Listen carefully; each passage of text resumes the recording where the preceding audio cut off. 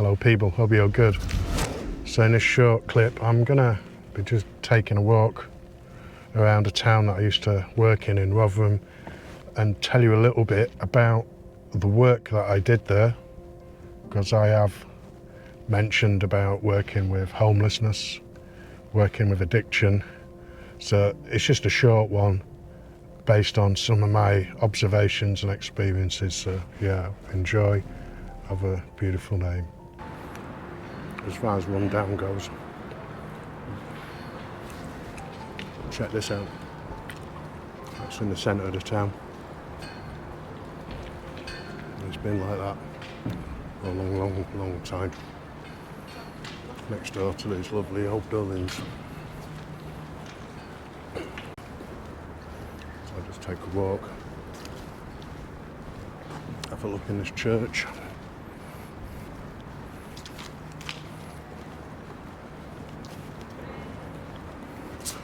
So people around here aren't too friendly to anyone with a camera. The boys are staring at me.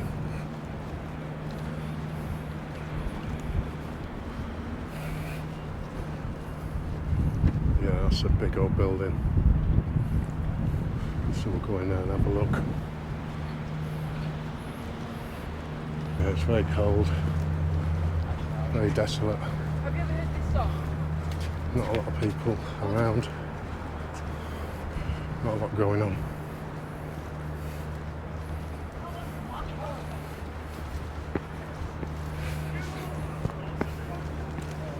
Right, so I was going to go in the church, but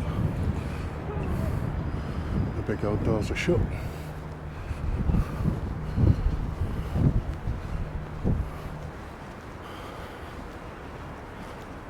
Initially, I was working for something called Housing First, and what they were doing was via South Yorkshire Housing Association.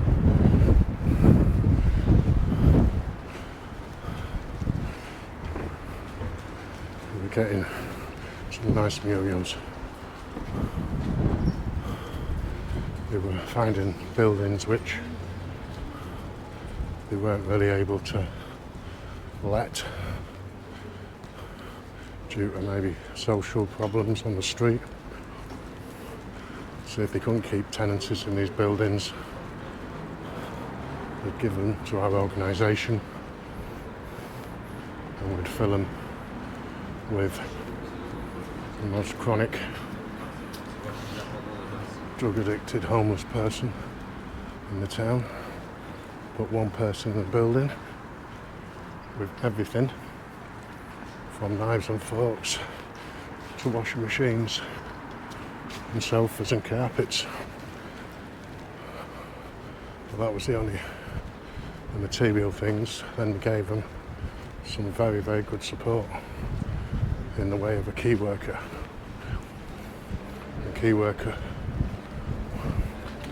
would stick with that person through thick and thin, through court cases, through police cells, hospitals. They'd try and get them on drug script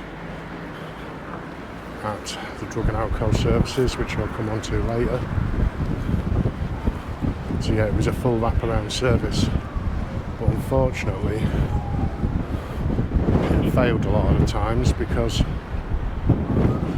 with everybody knowing everyone, all the addicts, all the homeless, what would happen is if someone was known to get a place, then that had become a bit of a hangout for all the other addicts, and generally they'd be taken advantage of, and it'd be something that they call cuckooing, if you're familiar with the term. Like how a cuckoo will move into the nest of another bird and take over. That's exactly what other addicts and dealers would do to the vulnerable people that we put in houses. So sooner or later there'd be that much antisocial behaviour and drug dealing associated with that building that they'd lose the tenancy, or they'd just be physically threatened to leave the building. Yeah, so on the back of that, I ended up being asked about a role at the Drug and Alcohol Services, and I took on a role as a criminal justice team leader, and that was really interesting. I went on for a few years, and what was happening was I'd have a team of recovery workers who were very professional. A lot of them had had personal experiences, but what they all had was a good heart to help people change,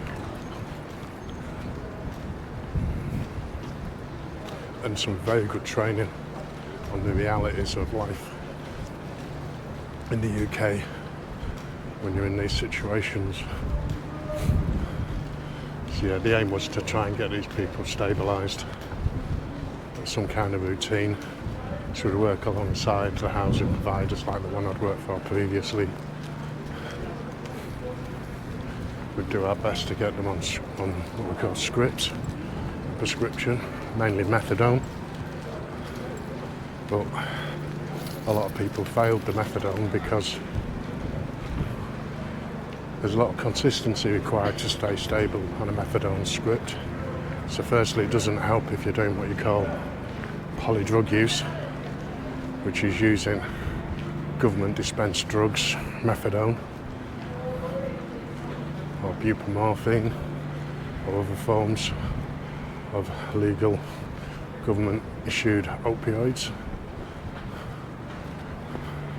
So what tends to happen is people will be using these opioids, what the government were giving them, but they'd also be using street drugs of all types, whatever they could get their hand on. This is known as polydrug use, yeah. And the risk with that is some poor souls having to live here. The downside of that is it's a very strong drug given by the government, but what they're getting off the streets, no one knows what's in it. So in the States they have synthetic opioids,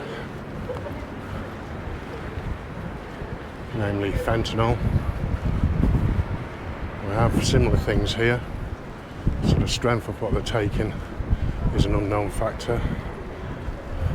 What they're mixing in their heroin, bashing it up as they call it, but also they take all kinds of tablets which they can buy on the streets, uppers, downers, inners and outers, and a combination of that with lots of alcohol, very strong alcohol, sometimes deathly. So we'd have an awful lot of people sadly passing away with overdoses. There's also a lot of violence involved, so there'd be a lot of people losing their lives to violence from street life, fights and such, and it was very common, a lot more common than the average person would realise. And a lot of these people, their deaths ain't really reported, and it'd be the same in your town. However, I soon got disillusioned. That is a usual crack converters,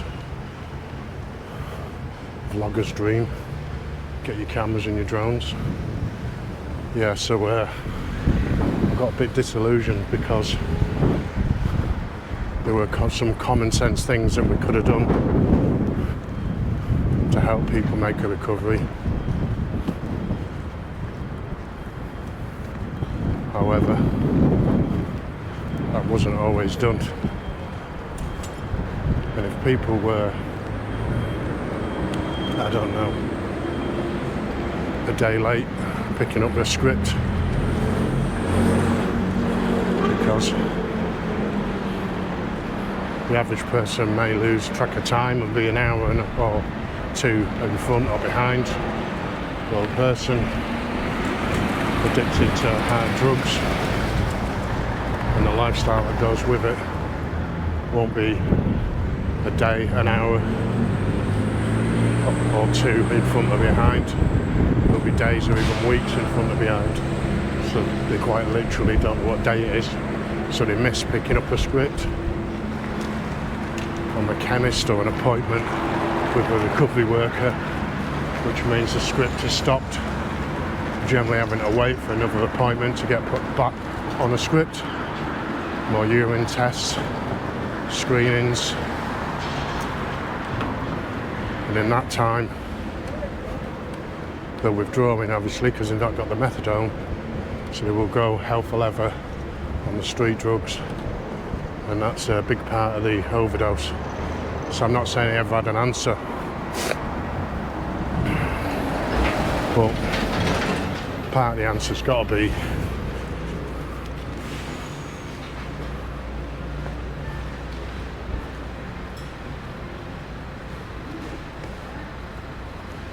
a crisis team who were there for the people who are in crisis, who have just fallen off script.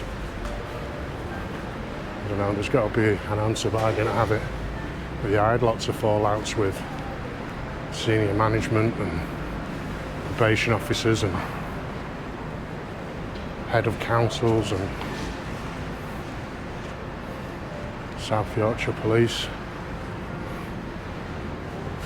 who were seeing everything from a completely different side.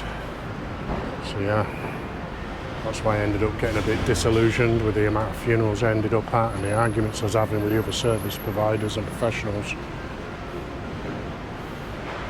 So yeah, that's my foray into the world of addiction and homelessness.